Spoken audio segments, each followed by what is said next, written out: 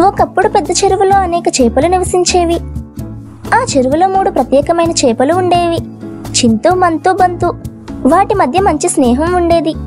ప్రతిరోజు అవి నీటిలో ఈదుతూ ఆటలు ఆడుతూ సంతోషంగా గడిపేవి. చింతు తెలివైనది, ఎప్పుడూ ముందే ఆలోచించి జాగ్రత్తగా ఉండేది.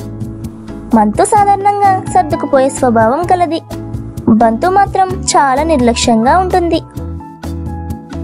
ఒకరోజు చెరువుకు దగ్గరగా 2 మత్స్యకారులు వచ్చారు.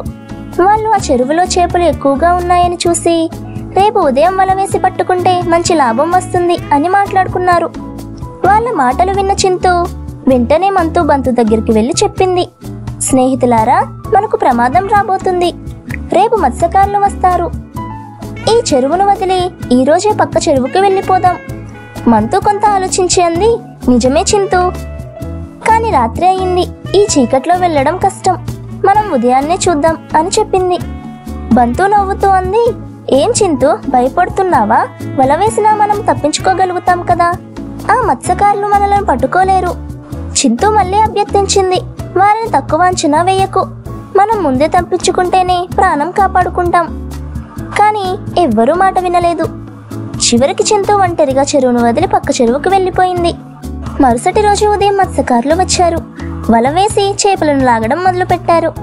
మంతు భయంతో కంగారు పడింది. బంతు మాత్రం ప్రయత్నించి తప్పించుకోవాలనుకుంది.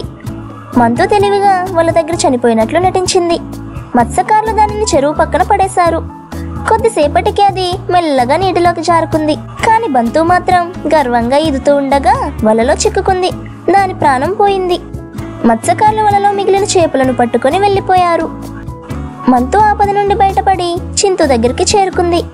చింతు దానిని చూసి సంతోషంగా అంది: చూడు, ముందుగానే జాగ్రత్త పడితేనే ప్రాణాలు కాపాడుకోవచ్చు. నువ్వు తెలివిగా నటించావు. కానీ బంతు నిర్లక్ష్యం చేసింది. ఆ రోజు నుండి మంతు, చింతు కొత్త చెరువులో సంతోషంగా జీవించాయి. ప్రతి చేపకి అవి ఈ కథ చెబుతుండేవి: ప్రమాదం వచ్చిన తరువాత ఆలోచించడం కాకుండా ముందే జాగ్రత్త పడడం నేర్చుకోండి. ఈ కథలో నీతి ఏంటంటే, ముందస్తుగా ఆలోచించి జాగ్రత్త పడడం తెలివైన వారి లక్షణం.